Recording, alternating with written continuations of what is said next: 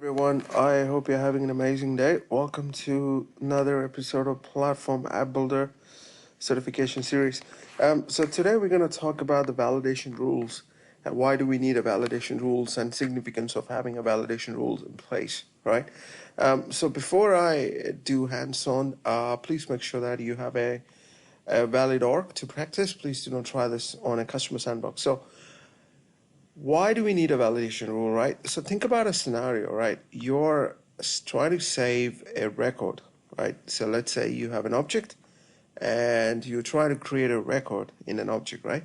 And you wanted to make sure that, the certain data which goes inside the record should have certain threshold.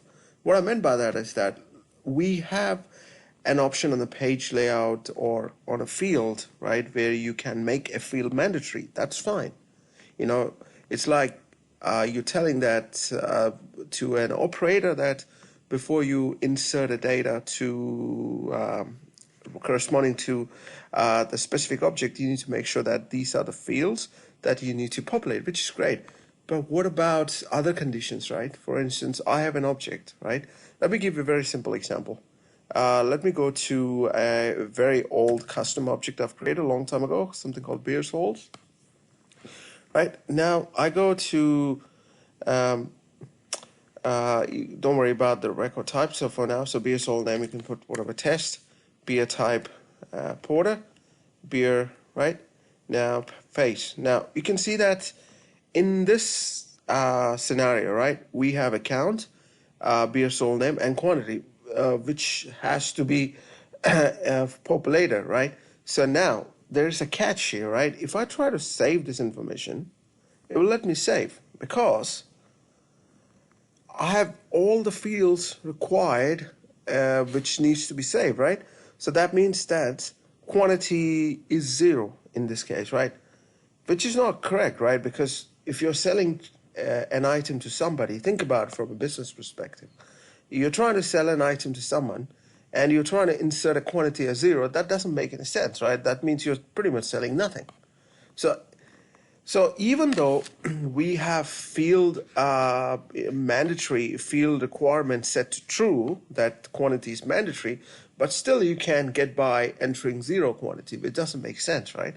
So that's where the validation comes in the picture, right? I wanted to put a validation rule in the picture that whenever a user try to enter quantity 0 or less than 0, it should pop up a message saying, look, you cannot have a quantity, the quantity should be greater than or equal to greater than 0, right? And it should not let the user to save this record. That's pretty much the business scenario what we're going to demonstrate today. So it's a very, very simple scenario, but you can advance it based on your business requirement. So we're going to use the formula fields. That's why the formula field is important. I talked about a formula field in a previous episode. So if you haven't watched it, please, I would highly encourage you to check that out. Right? Okay, so what we're going to do, we're going to go to this object setting properties. So we go to the scarecrow icon here. And we're going to go to edit object, excuse me, and we're going to go to the validation rules, right? And we're going to create a new. So it's pretty straightforward. As you can see that, it looks like you're in a formula editor window, right? If you remember when I try to create a new formula field, it often takes you to an interface which is quite similar to what you are seeing on the screen right now, right? Okay, so what we're going to do, we're going to create a rule name. Please give a meaningful validation name. Say quantity validation, right? So that if someone else looks at your validation, right, they can understand what you're trying to achieve, right? Rather than trying to figure out what is it about, what is it, it doesn't make any sense from the name. It should always give a meaningful name, right? It's a good practice, and always good to have a description as well, because description is important, because as I mentioned, if someone else looks at your validation rules, he or she can obviously understand what you're trying to achieve, right? Okay, so quantity. For now, I'm just giving a a dummy description quantity validation.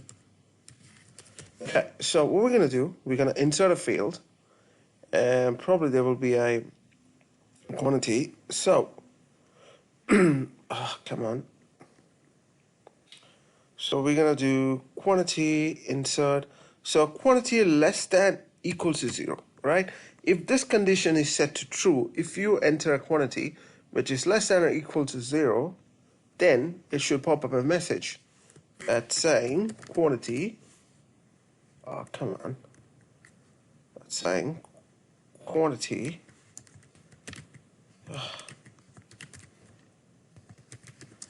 should be greater than 0.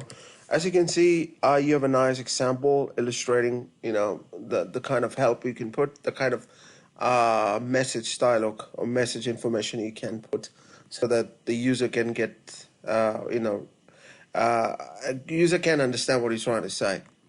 Otherwise, please put a meaningful message. If you put something like this, it